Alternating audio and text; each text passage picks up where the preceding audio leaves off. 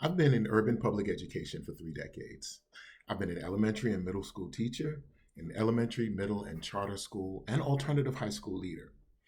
And throughout my decades in education, a persistent challenge has hovered over, which is a persistent disproportionality in outcomes, resources, and performance for students of color in our United States public schools. Specifically, I'm talking about Black, Indigenous, and Latino students.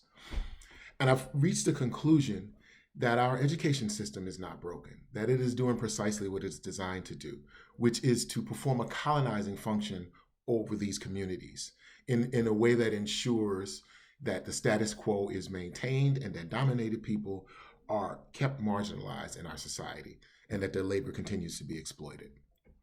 Let's think about the purpose of a colony. A colony is designed to benefit financially and politically a group of elites. Initially, it was the elites in England, and later it became the political and economic elites of the United States. And whether it was the early colonial period or the later period in United States history, where the United States was a colonizing and imperialist power, in each instance, communities of color, the education system that was afforded them was designed to keep them at the low end of the hierarchy. And so Native Americans' education was designed to deculturalize them, to kill the Indian to save the man.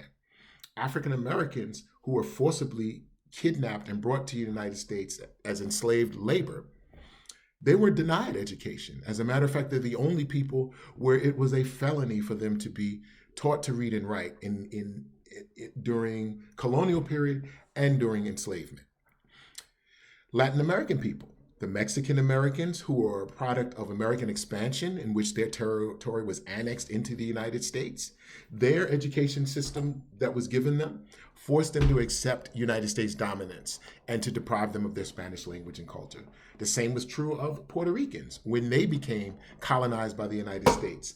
They were denied the ability to teach their own children, and they were forced to accept American educators and to be taught an education that would make them subservient and loyal to the United States.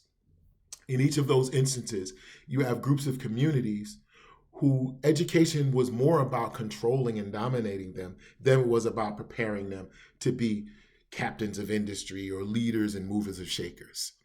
In fact, our education system is designed for such an outcome, and it helps to explain why it continues to have the worst possible outcomes from these same communities. It's not by accident, it's by design, by a colonizing design of the United States education system.